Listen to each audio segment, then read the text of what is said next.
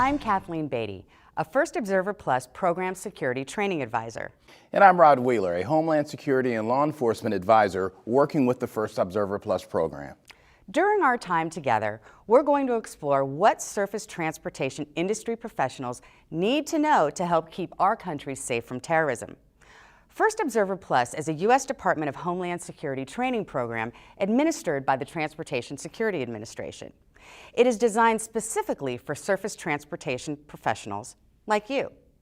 The purpose of this course is to ensure that transportation professionals possess the tools necessary to observe, assess, and report information that can mitigate the risk of a terrorist attack.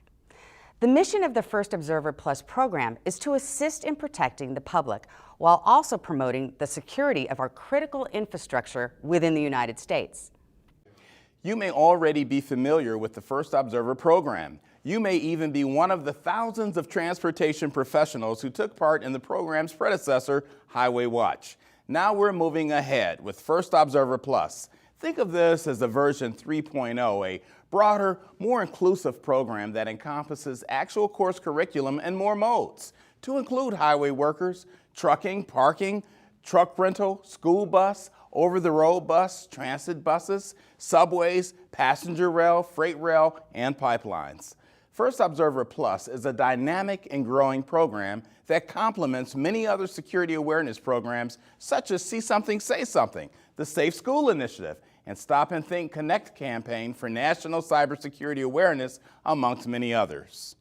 Assisting and guiding us through this updated program will be some of the nation's foremost experts in transportation security, law enforcement, intelligence, and counterterrorism.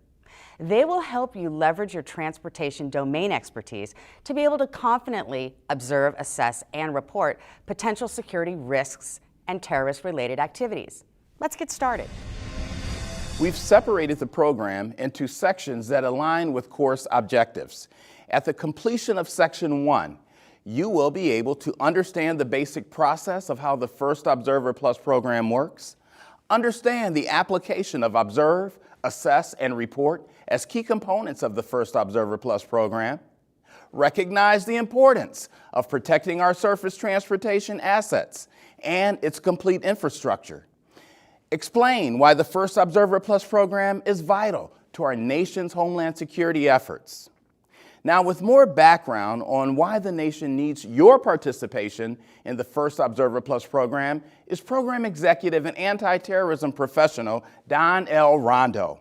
Don is the former director of the Highway Information Sharing Analysis Center, and in this capacity, Don received, analyzed, and shared information with law enforcement and intelligence agencies, as well as private industry transportation stakeholders. The transportation sector is a major component of the U.S. economy, and as such, is part of our nation's critical infrastructure. The U.S. operates one of the most highly integrated and complex transportation systems in the world, linking producers and consumers, government agencies and citizens, and the country as a whole with the rest of the world. From roadways to rail lines, public transit systems, and millions of miles of pipelines, U.S. transportation infrastructure is unrivaled in its scope and economic value. Freight railroads maintain more than 1.5 million rail cars in North America, which move nearly 50 million tons of goods worth $46 billion each day. According to the American Trucking Associations, trucks move nearly 9.5 billion tons of freight annually, accounting for nearly 70% of all freight tonnage transported throughout the nation. In 2014, travelers took nearly 11 billion trips using public transportation. That's the highest volume in 58 years. On average, people board public transportation 36 million times each weekday. It's a $61 billion industry that employs more than 400,000 people across more than 7,000 public and private organizations. All of that is in addition to more than the 3,300 motor coach companies operating nearly 33,000 tour, charter, commuter, shuttle, and line service buses in the United States. School transportation adds another 480,000 school buses to the transportation landscape. And more than 2 million miles of transmission and distribution pipelines throughout the country transport millions of gallons of liquid or gas products daily. The U.S. transportation system touches almost every aspect of our lives. Don, it's obvious that the surface transportation system is vital to our nation's prosperity and security, but why is it necessary for our nation's transportation professionals to take this course? We all saw how the transportation system was used as a weapon against our nation on 9/11, and the surface transportation system has been used by terrorists to help them plan and carry out attacks around the world. Our transportation system is critical to our American way of life, and we must do all we can to protect the transportation system that we rely on so much. The good news is that we have you, the domain expert. You know more about your domain, your route, your rail, your cargo, your vehicle than the terrorists do. You are the expert. The critical nature of our nation's transportation infrastructure is such that it presents a potential target, and we must protect it. But it's infrastructure that by its very nature must remain open and accessible. Now, the authorities are working very hard every day to protect us and secure our nation's transportation infrastructure, but they can't do it alone. It's going to take all of us to observe, assess, and report suspicious activity. Our objective is not to make you a super secret agent, but rather to leverage your domain knowledge as a surface transportation expert. This training provides the knowledge necessary to make a difference. First Observer Plus provides transportation professionals with the tools necessary to observe, assess, and report information that can mitigate the risk of a terrorist attack. With more on how the program works and how it can help reduce the risk of a terrorist attack is Dr. Darlene Sparks Washington, a former director of preparedness at the American Red Cross and an emergency preparedness advisor to the First Observer Plus program. The key to the First Observer Plus program is that you already have 95% of the knowledge needed to make a difference. You know your job, you know your environment, and you understand how to spot those things that simply don't look right. If you spend a good portion of your workday around the surface transportation system, the First Observer Plus training program can help you contribute to our nation's security. The goal is to put hundreds of thousands of eyes and ears to work on behalf of our nation's security by observing, assessing, and reporting transportation-related suspicious activity that could disrupt the various stages of a terrorist attack. So let's look at how the program works in detail. The First Observer Plus program is designed to help you identify and report situations that DLR, don't look right. It's important to understand that First Observer Plus does not replace 911. If it's an emergency or if you're in doubt, call 911. Then, once it's safe to do so, make a report to the TSA Operations Center at 1-844-TSA-FRST. That's FIRST without an I. That's 1-844-872-3778. The TSA Operations Center will analyze your report to determine if your observation fits into a larger trend that may indicate a more serious threat and share the information with other federal, state, and local officials when warranted. Rod, just how important has observing and reporting by civilians been in preventing terrorist plots? I mean, does this stuff really work? You know, that's an excellent question, Kathleen. Dozens of terrorist plots against the United States have been foiled since 9/11. And while many of those successes are the result of good law enforcement and intelligence, nearly half have had civilian involvement. Somebody who saw something that didn't look right and reported it. A prime example is the 2010 attempt to detonate a vehicle bomb in New York's Times Square by now convicted terrorist Faisal Shahzad. It was early evening and Times Square was crowded as usual with theater goers and tourists. Two different local street vendors noticed smoke coming from a vehicle and immediately hailed police. The would-be terrorist was later apprehended as he attempted to flee the country. He is now serving life in prison. And although First Observer Plus is strictly a domestic U.S. program, the value of domain awareness and reporting what doesn't look right was recently displayed internationally during the terrorist attacks in Brussels, Belgium. A cab driver transported 3 men to the Brussels airport with baggage that he felt was suspicious. The men tried to travel with more bags than travelers usually carry, bags that were very heavy and bags that they did not want the driver to handle. After later learning that several bombs had been detonated at the airport, the driver alerted police to his suspicions and led them to the apartment where the men had first been picked up. The suspect's apartment turned out to be an ISIS bomb-making factory, and the information provided by the driver led to other arrests and the thwarting of additional terrorist attacks. A great example of observing, assessing, and reporting. Before we dig deeper into terrorism, let's pause here for a brief knowledge check.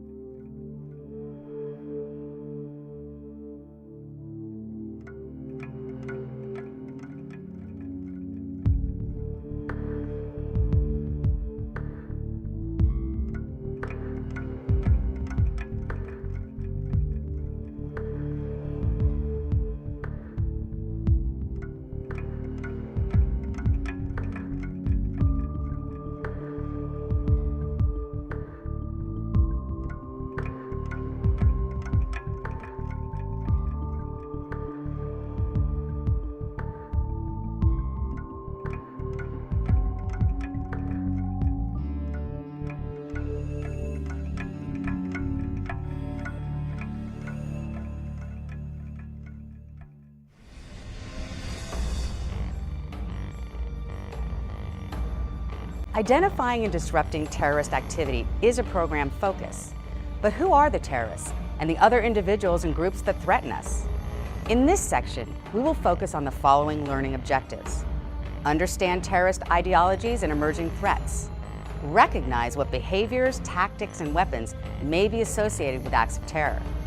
Identify the planning stages of a terrorist operation and recognize how each stage may be disrupted. We're going to turn now to Dan Verton, a former intelligence officer in the U.S. Marine Corps and an intelligence analyst working with the First Observer Plus program, to help us paint a picture of the terrorist threat landscape. There are numerous terrorist groups around the world, many of which are well-trained, well-equipped, and well-funded. People intent on intimidating or harming us represent a variety of extreme ideologies. Here are a few examples. Domestic extremists such as Timothy McVeigh, who bombed the Alfred P. Murrah Federal Building in Oklahoma City in 1995, killing 168 people. Environmental extremists, mass murderers and active shooters, and narco-terrorists. In the years since 9/11, there have been changes in terrorism. Specifically, we have seen emerging trends in the identities and methods of terrorism, including the following: the appearance of new ideological groups, the emergence of homegrown violent extremists and lone wolves, the increasing concern of mass murderers and active shooters, the evolution of weapons and tactics, and the leveraging of cyber and social media. Let's take a brief look at each of these. In the last few years, we have witnessed the appearance of new ideological groups focused on carrying out acts of terror against America. While Al-Qaeda's original actions have been brutal and violent, the new ideologue movements have proven to be more inhumane and ruthless. Homegrown violent extremists here in the U.S. are often influenced by the radical ideology associated with international terrorist groups and have carried out many terrorist attacks within the homeland. Persons legally residing in the U.S., usually here long-term, may become radicalized to commit atrocities both in concert with others or as a lone wolf. A lone wolf is someone who commits violent acts in support of a group, movement, or ideology, but who does so alone, outside of any command structure, and without material assistance from any group. Homegrown violent extremists, which may include lone wolves, are increasing in frequency and are being encouraged through social media. A good example of a homegrown terrorist attack is the 2013 Boston Marathon bombings carried out by the Tsarnaev brothers. Those attacks killed 3 and injured approximately 280 others. Mass murderers and active shooters are individuals actively engaged in killing or attempting to kill people in a confined area. These attacks most often use firearms, and there is no pattern or method to the selection of their victims.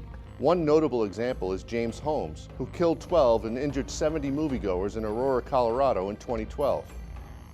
Other examples include the 2015 shooting at a church prayer group meeting in Charleston, South Carolina that killed 9, and the 2016 mass shooting at a nightclub in Orlando, Florida that killed 49 and wounded 53.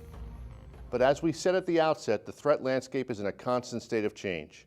Since the attacks of 9/11, there's been no shortage of emerging threats, each with slightly different motivations, methods of operation, weapons, and tactics.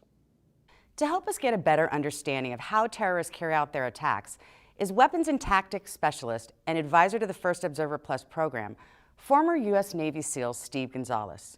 Steve, help us understand the types of weapons terrorists have employed in the past, what we're seeing today, and what we could see used in the future.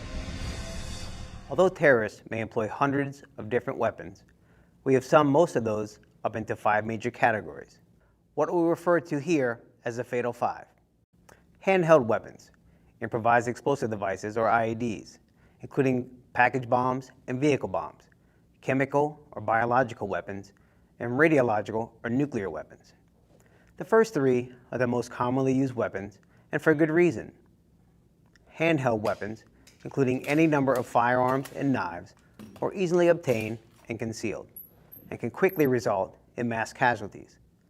Although terrorists were once reluctant to employ these up-close and personal weapons to carry out their attacks, this has changed, and we are now seeing an increased willingness to attack as individuals or small teams using firearms and knives.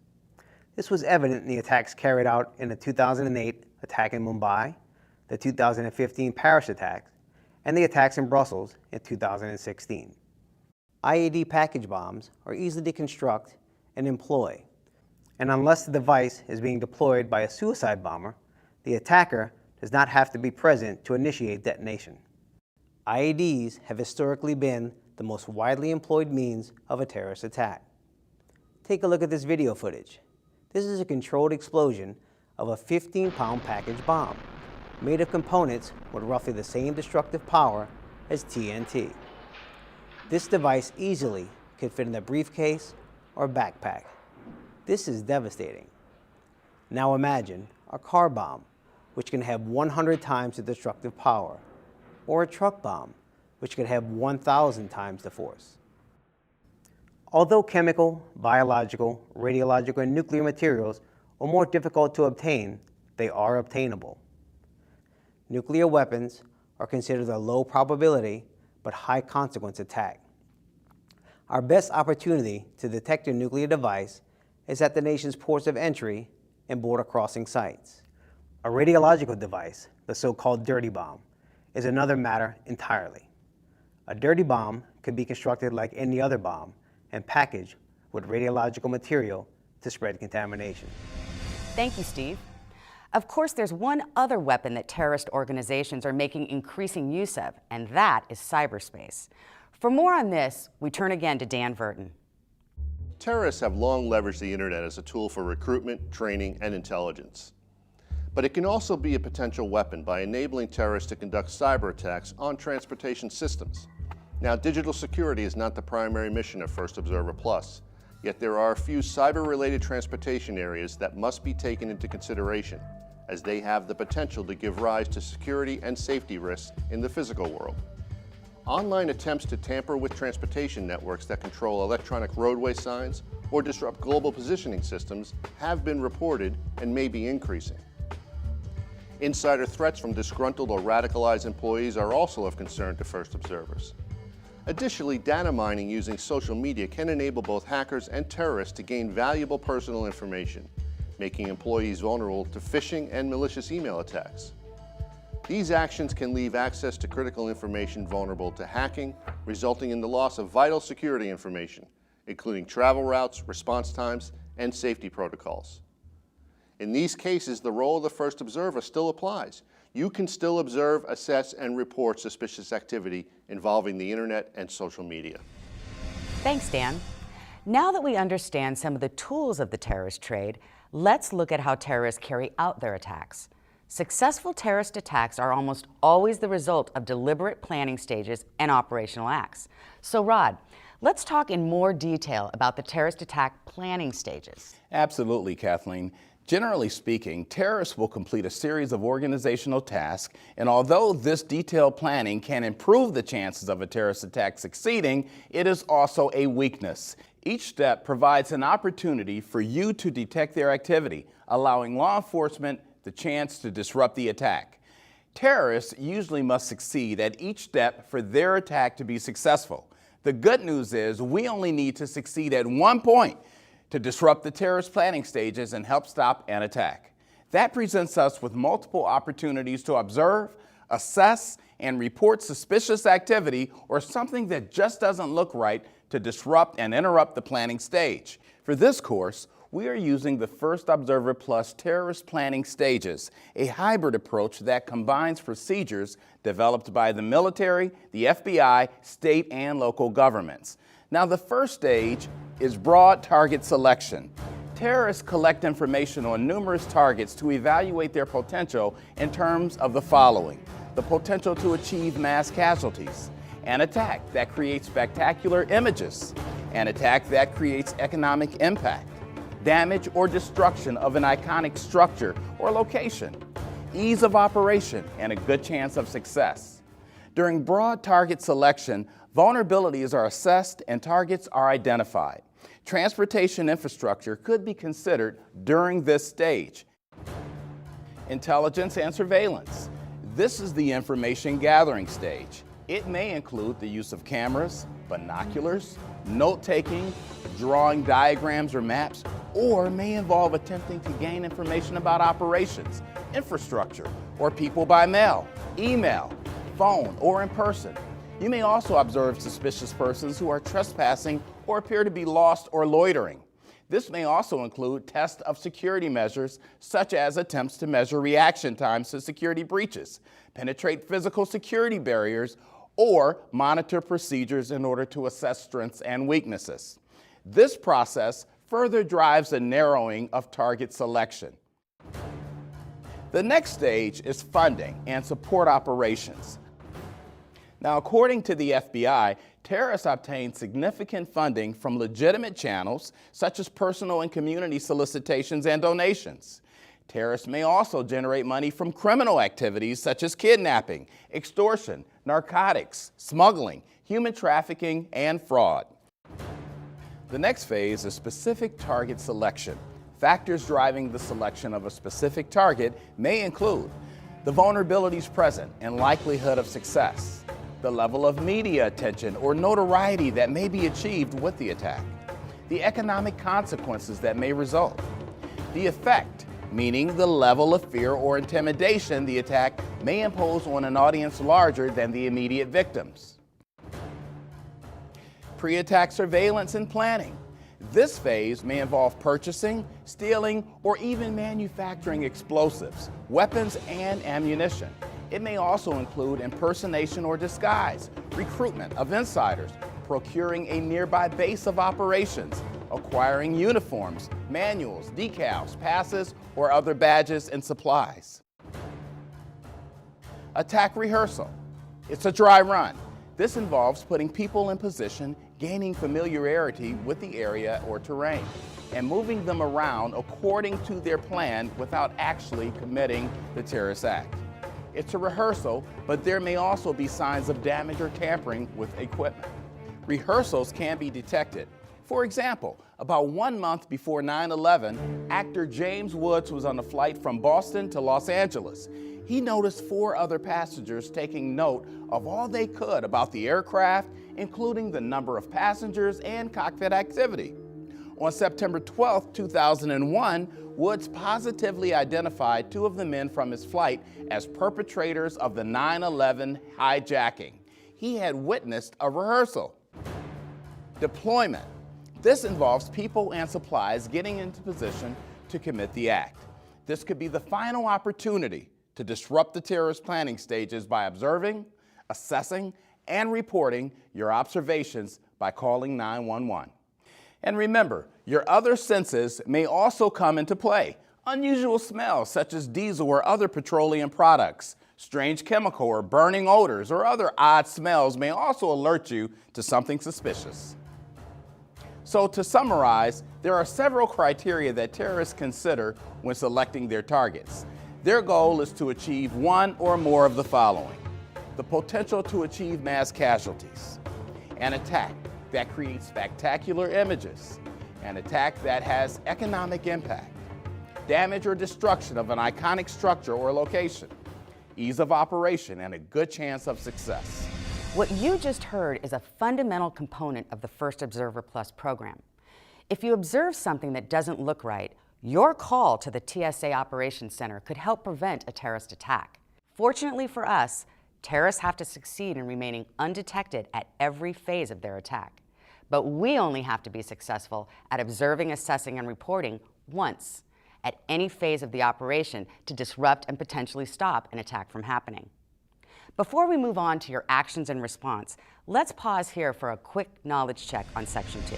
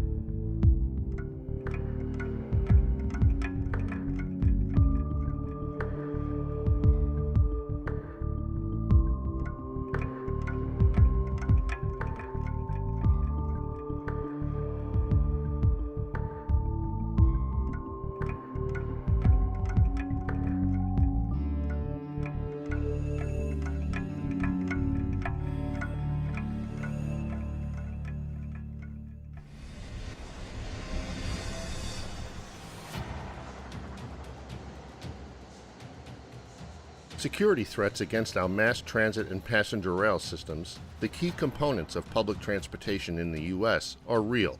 In 2014, Americans took 10.8 billion trips on public transportation, including passenger rail, subways, and transit buses. That's the highest in 58 years. Adding to its appeal as a possible target for terrorism, public transportation is a $61 billion industry that employs approximately 400,000 people. More than 7,200 organizations provide public transportation in the U.S. Securing public transportation systems in a society that depends upon the free movement of people and commerce is a complex undertaking, and one that requires extensive collaboration with surface transportation operators. Recent terror attacks on passenger rail systems in France and Belgium provide a compelling reminder of the need to remain vigilant. Public transportation remains a primary target of terrorists, and for obvious reasons. Public transportation must be open and accessible, and it presents an opportunity for terrorists to create spectacular images and mass casualties. Our surface transportation is a terrorist target, a terrorist weapon, and sometimes both. People in confined spaces, as occur on mass transit and passenger rail systems, may be vulnerable and can fulfill the mass casualty interests of individuals planning acts of terror. Public transportation targets can also generate spectacular images that may cause disruption of livelihood and create negative economic effects from fear.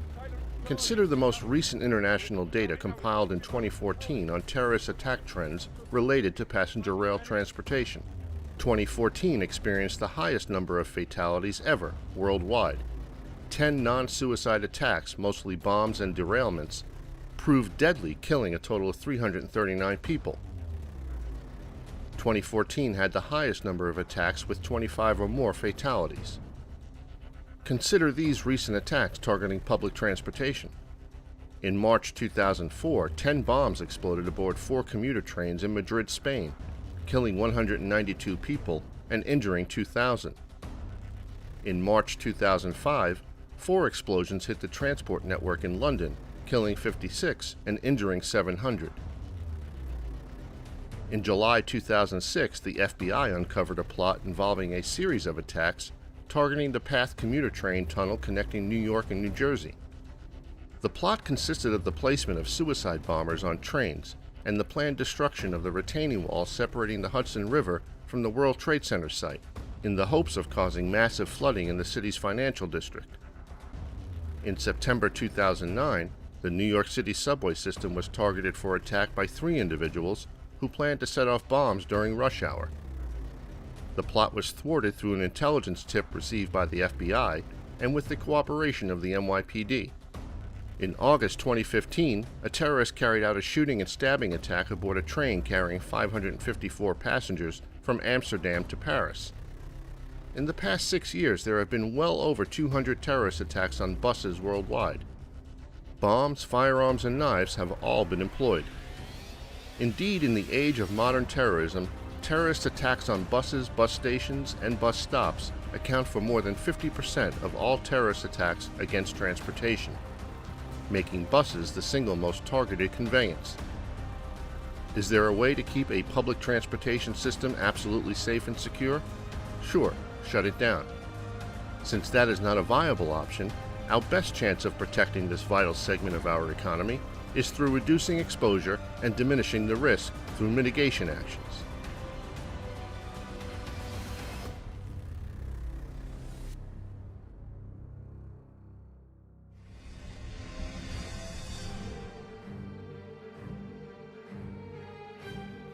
In this section, we will focus on the following learning objectives.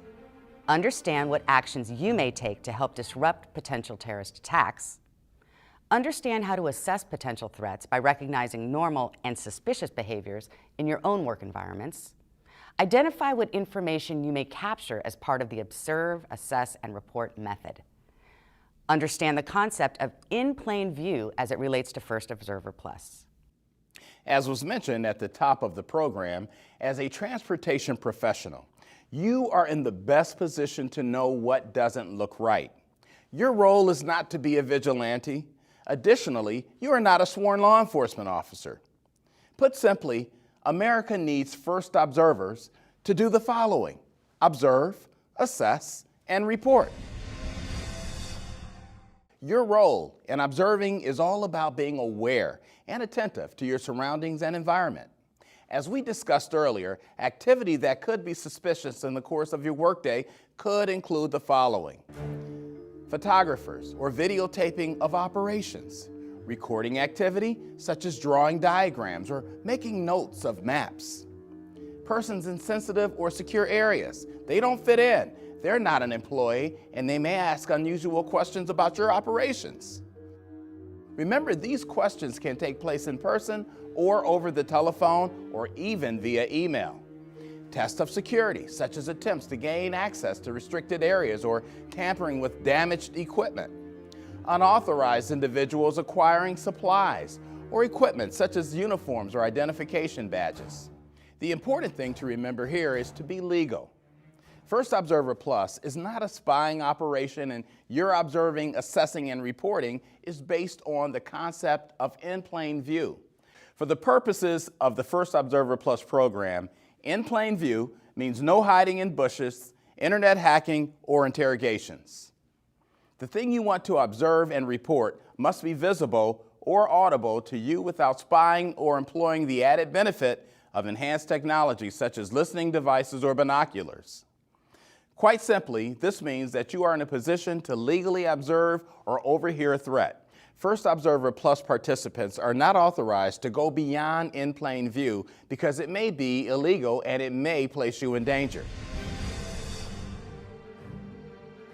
To assess the situation, compare what you are observing with your specific domain knowledge. What got your attention in the first place? Is it suspicious or dangerous, inappropriate, inconsistent, or out of the ordinary for your work environment? If you have observed something that doesn't look right, think about what it is and ask yourself, does this require a call to 911 or a report to the TSA Operations Center? Ask yourself, is this out of the ordinary or something I have not routinely seen before? If it doesn't look right to you, the domain expert, then it's probably not right. Make the call. It's also important to remember to use all of your senses to identify potential security threats. Your ability to observe suspicious activities extends beyond your use of sight. Be aware of chemical odors or sounds that may indicate a physical security breach at a sensitive location. Keep in mind, You never want to put yourself in harm's way. You never want to become a victim yourself, and you never want to take actions that could place others in danger. Move to a safe place. Remember, you will not be able to observe effectively if you become part of the incident, sort of like involved in the action, so to speak. Keep yourself safe while observing. Record your observations if possible. Very few of us are lucky enough to have a photographic memory. Once you are in a safe place, write down what you have observed, such as tag numbers, make and models of vehicles, descriptions of people, time and direction. All of these are quite important to law enforcement or other first responders. Don't rely solely on your memory. If you can't write it down, take a picture if you have the capability and you can do so safely. Remember also to zoom out and see the whole situation, sort of like the big picture. Don't focus completely on a single incident. What else might be in the vicinity that could be of use? Look around the entire area as soon as you can. You may be able to pick up helpful bits of information, such as accomplices to an illegal act or getaway vehicles you didn't notice at first. Whatever you do, do not compromise your own safety or security for the sake of further observations. As a first observer, your observations are the first part of making an assessment. Once you have recognized what it is you are seeing, hearing, or even smelling, use your knowledge, experience, and judgment as a professional to assess the situation. Determine if the behavior, package, or item of concern may be terrorist activity. Decide if the situation constitutes an emergency or not, and know what options you have for reporting it. Know and follow any security procedures you may be required to take as assigned by your company. Finally, let's talk about making a report. Most of us are familiar with the 5 W's: who, what, where, when, and why as the model for ensuring we are providing the basic information about an incident or a situation. It's the approach used in journalism, police reporting, and areas of research. Organizing your thinking in this way ensures you are providing the most complete information possible. The First Observer Plus program has established a telephone number directly to the TSA Operations Center. To report suspicious activities, First Observer Plus trained transportation professionals should call 1-844-TSA-FRST. That's 1-844-872-3778. As mentioned, one of the emerging threats that is a concern to law enforcement is mass murder and active shooter attacks. In the event you find yourself in the middle of an active shooter incident, there are steps you can take. Let's bring Navy SEAL Steve Gonzalez into the conversation. Steve, walk us through what first observers could do if they find themselves involved in an active shooter situation. Active shooter targets are often selected at random, and the incident evolves quickly. Yet there are steps a person can take to defend themselves and those around them. There are 3 basic actions one can take: run, hide, or fight. If you decide to run, have an escape route and plan in mind. Leave your personal belongings behind. Keep your hands visible so law enforcement officers responding to the incident can see that you don't pose a threat. If you decide to hide, hide in an area out of the shooter's field of view. Block entry to your hiding place. And if there's a door present, lock it. And remember, turn off your cell phone so it doesn't give away your location. Phones set to silent may still vibrate and emit noise. If you decide to fight, do so only as a last resort, and try to incapacitate the shooter. Take aggressive action and use whatever items are at your disposal to fight. There's one other thing you should understand about reacting to an active shooter incident, and that's how to respond when law enforcement arrives. Remain calm and follow instructions. Put down any items in your hands. Raise your hands and spread your fingers. Keep them visible at all times. Try to avoid quick movements toward officers, such as holding onto them for safety. It may be difficult, but try to avoid pointing, screaming, or yelling. And don't stop to ask officers for help or directions when evacuating. Information you should provide law enforcement and 911 operators during the active shooter incident is as follows: the location of the active shooter, the number of shooters, physical description of shooters, number and type of weapons held by shooters, and the number of potential victims at the location. Thanks, Steve. Darlene, we just covered the fundamentals of the First Observer Plus program: observe, assess, and report. But the reality is, some people might be hesitant to report. Can you help us understand the reasons behind that and why trained individuals should feel confident when making a report of suspicious behavior? There are probably a number of reasons individuals observing suspicious behavior choose not to get involved. In the San Bernardino, California mass shooting of 2015, there were reportedly suspicious activities undertaken by the shooters that may have been observed, yet went unreported for fear of being accused of being biased. You may have some apprehensions about your role in reporting suspicious behavior. Yet, as a trained first observer, you should be confident when making an unbiased and objective report of suspicious activities or behaviors you observe. Here are a few points to remember. You are uniquely qualified to serve in this capacity based on your experience in the surface transportation industry. Your expertise to observe and assess has been enhanced by the training received in the First Observer Plus program. First Observer Plus focuses on suspicious behavior and activity and avoids bias-based profiling. Reporting can help save lives, property, and commerce. Thanks, Darlene. Before we move on to our last section, let's pause briefly for a quick knowledge check on Section 3.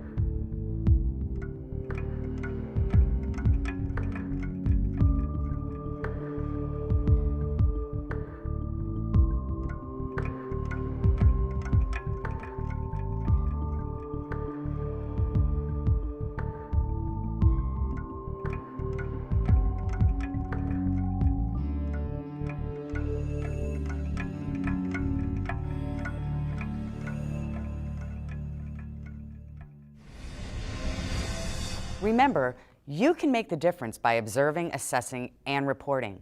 By now, you should be able to understand ways to assist in protecting our transportation infrastructure by observing, assessing, and reporting suspicious behavior. For more information, visit the websites listed on the screen. On behalf of the First Observer Plus program and all of our participating subject matter experts, thank you for helping to protect America.